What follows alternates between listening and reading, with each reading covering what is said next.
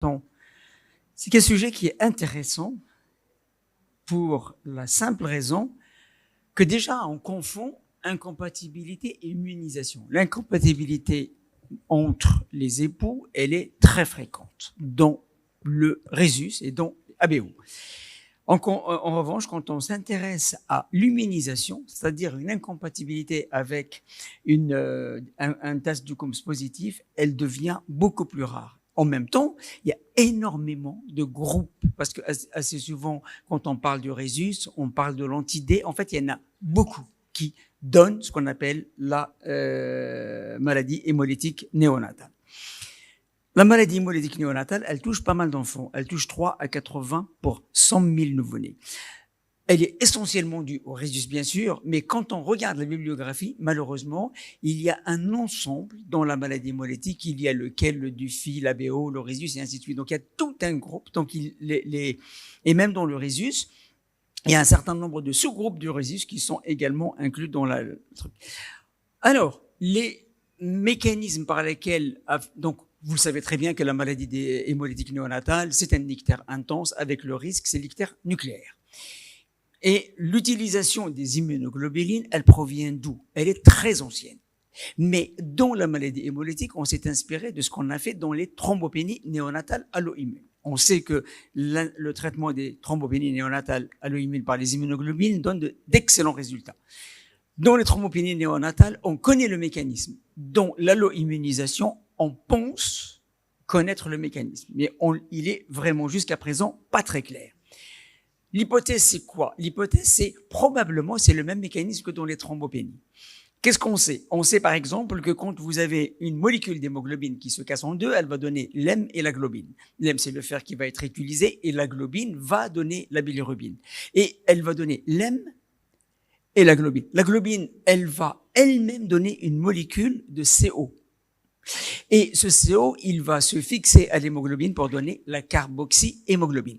Quand on dose la carboxyhémoglobine, on voit par exemple que dans les anémies hémolytiques, comme vous le voyez ici, vous avez un taux de carboxyhémoglobine qui augmente de manière significative dans les ictères hémolytiques.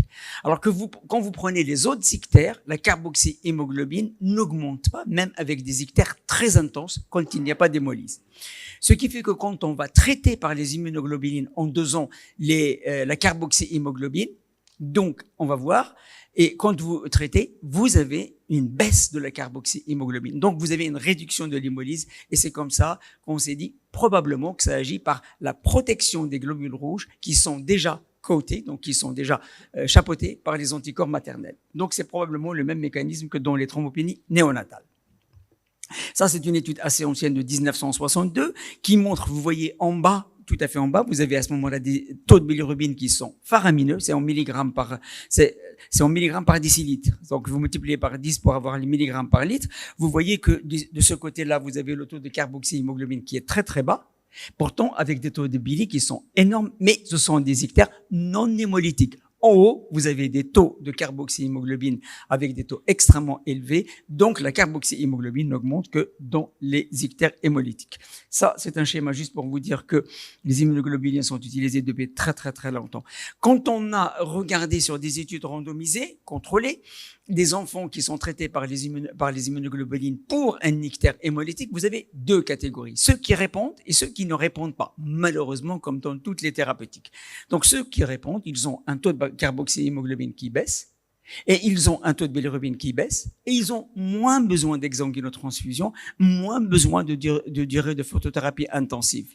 Et ceux qui ne répondent pas, ils ont un taux d'exsanguino qui est plus élevé, un taux de carboxyhémoglobine qui reste bas, qui ne monte pas. Ça veut dire qu'il n'y a pas de libération, il n'y a pas d'action sur cette hémolyse, et vous avez à ce moment-là une durée de photothérapie qui est extrêmement importante.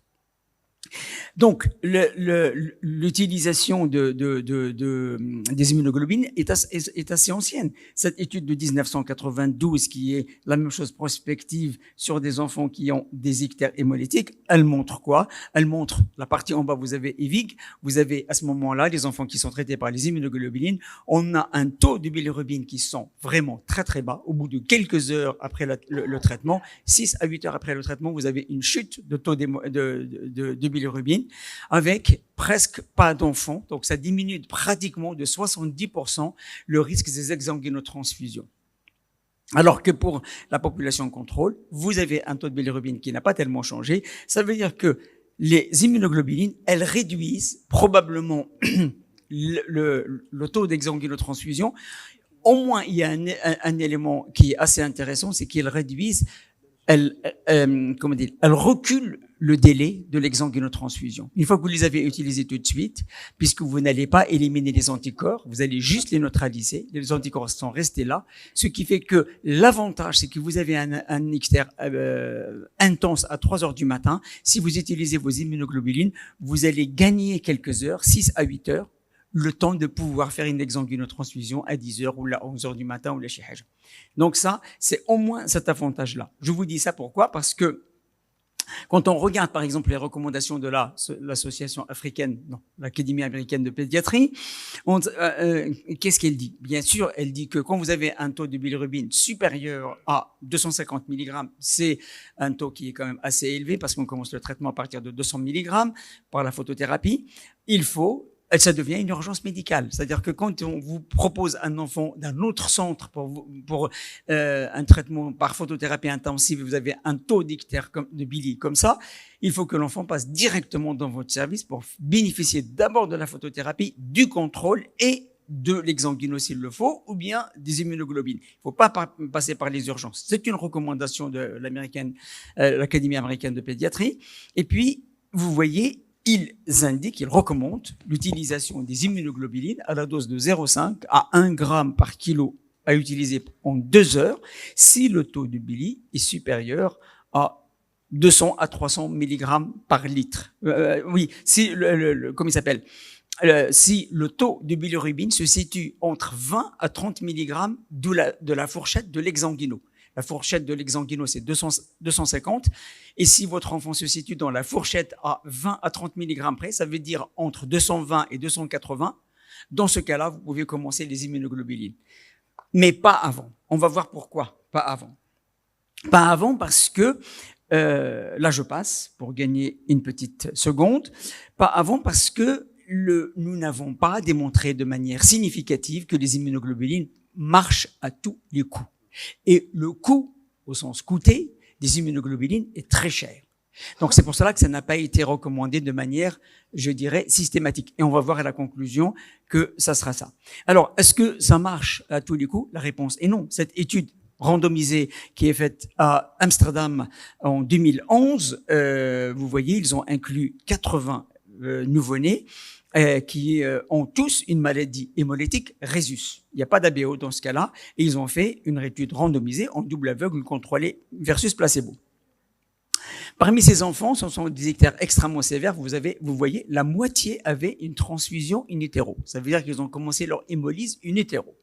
Quand on regarde cette étude qui est quand même extrêmement importante, qui est faite par l'équipe d'Enrico Le Prior, qui est l'un des meilleurs néonatologistes actuellement en Europe, on s'aperçoit que, vous voyez surtout de l'autre côté le petit p, quand on regarde le groupe traité versus le groupe traité, la totalité, ceux qui ont reçu les immunoglobulines versus placebo, ceux qui ont reçu les immunoglobulines et qui ont été traités, transfusés in utero versus placebo, c'est-à-dire les deux catégories de patients, il n'y a pas de différence significative.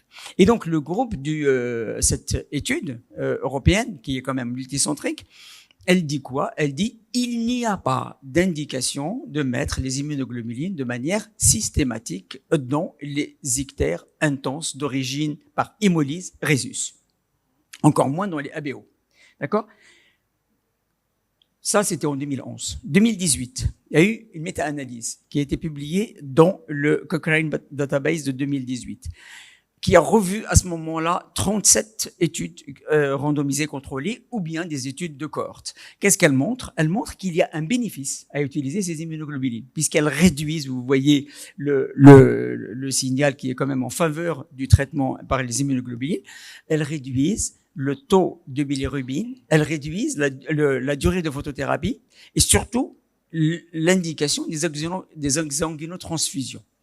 Elles réduisent de manière significative d'environ 30 à 40% les indications des exsanguinotransfusions.